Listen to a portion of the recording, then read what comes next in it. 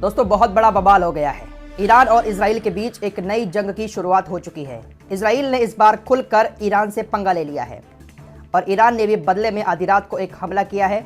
एक बड़े हमले की तैयारी भी चल रही है। दरअसल मामले की शुरुआत सीरिया से होती है। सीरिया के अंदर ईरान के एक टॉप कमांडर को इजरायली सेना ने एयर स्ट्राइक करके मार दिया। IRGC के एक बहुत बड़े कमांडर जनरल सैयद रजी मौसवी को इजरायली सेना ने एयर स्ट्राइक करके सीरिया के अंदर मार दिया है, जिसके बाद ईरान और इजराइल के बीच एक नई जंग की शुरुआत हो चुकी है। सैयद रजी मौसवी IRGC के टॉप के कमांडर थे, जो सीरिया के अंदर रहकर जो बड़े बड़े संगठन है हिजबुल्लाह जैसे और जो संगठन है आसपास के, उनको हथियार भी मुहैया कराते थे। ईरान के एक टॉप के कमांडर कासिम सुलेमानी का नाम आपने सुना होगा, जिसको अमेरिका ने एक ड्रोन हमले में मार दिया था। ये सैयद रजी मौसवी उनके काफ़ी अच्छे दोस्त थे, लेकिन इनकी भी मौत हो चुकी है, जिसके बाद ईरान पूरी तरह से भड़क गया है। ईरान की तरफ से कहा गया है कि दमिश्क में इजरायली सेना ने हमारे जिस टॉप कमांडर को मारा है उसका बदला इजराइल को अब चुकाना पड़ेगा। IRGC ने कहा है कि बच्चों को मारने वाली इस इजरायली सेना को अब मजा चखाना पड़ेगा और हमले के लिए इजरायली सेना अब तैयार रहे। ईरान के विदेश मंत्री का बयान सामने आया है। उन्होंने कहा है कि अब इजराइल की उल्टी गिनती शुरू हो गई है। ईरान की तरफ से कहा गया है कि अब हमारे पास ये अधिकार है कि हम इजराइल के ऊपर हमले कर सकें।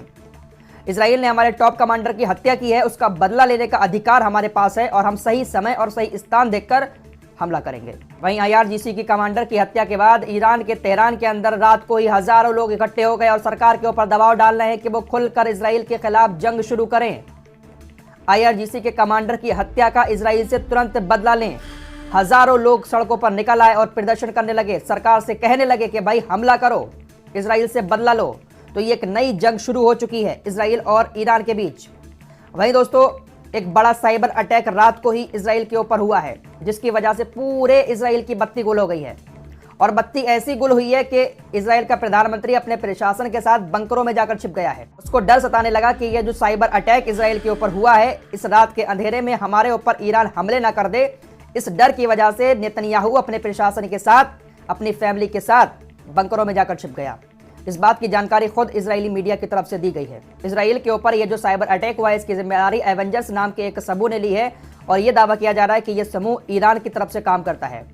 तो कह सकते हैं कि ये जो साइबर अटैक हुआ है ये ईरान की तरफ से कराया गया है, क्योंकि अभी 4-5 दिन पहले ही मैंने आपको बताया था कि ईरान के ऊपर भी इजरायली हैकरों ने एक बड़ा साइबर अटैक किया था, जिसकी वजह से पूरे ईरान के जो पेट्रोल पंप थे, गैस स्टेशन थे, उनके सर्वर ने काम करना बंद कर दिया था। कई घंटे तक लोग परेशान रहे थे, किसी को ना तो पेट्रोल डीजल मिल पा रहा था और ना ही गैस मिल पा रही थी।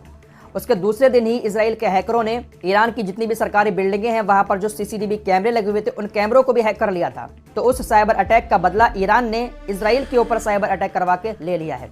पूरे इजराइल की बत्ती गुल हो गई, अंधेरा छा गया, बंकरों में जाकर छिप गया नेतन्याहू। इसके अलावा जो बड़े बड़े उद्योग हैं, कंपनीज हैं, उनकी भी बहुत सारी वेबसाइट को रात हैक किया गया है। तो इजराइल अब चारों तरफ से घिर चुका है। वहीं दोस्तों इजरायली सेना ने अब ईरान से निपटने की तैयारी भी शुरू कर दी है। ईरान के हमलों से कैसे निपटना है उसको लेकर अब ट्रेनिंग शुरू कर दी है। ईरान के टॉप कमांडर को मारने के बाद इजराइल की दिक्कत अब और ज्यादा बढ़ गई है, क्योंकि अब इजराइल को ईरान की तरफ भी नजर रखनी है, इधर हिजबुल्लाह की तरफ भी नजर रखनी है, हमास की तरफ भी नजर रखनी है और हुतीज ने भी नाक में दम किया हुआ है।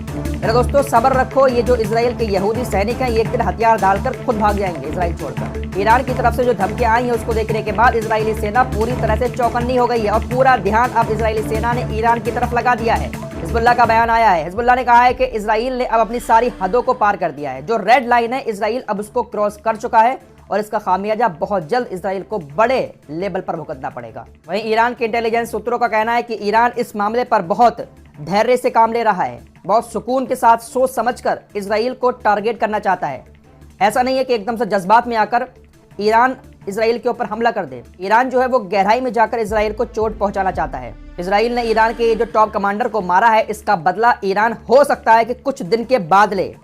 ईरान सोच समझकर एक रणनीति बनाएगा, उसके तहत ही इजराइल को अंदर से खोखला करेगा। ईरान के इंटेलिजेंस सूत्रों के अनुसार ईरान लेबनान से कामिकेज ड्रोन के साथ इजराइल जाने वाले सभी जहाजों के लिए भूमध्य सागर को भी बंद कर देगा और इजराइल को एक खतरनाक आर्थिक संकट और कई सारी वस्तुओं की कमी में डुबो देगा। तो ईरान जो है एकदम से बौखलाकर इजराइल के ऊपर हमला नहीं करेगा हड़बड़ाहट में।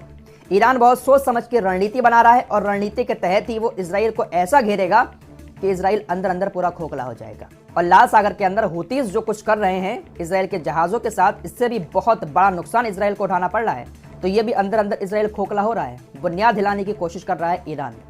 हौतीस भी ईरान का ही प्लान।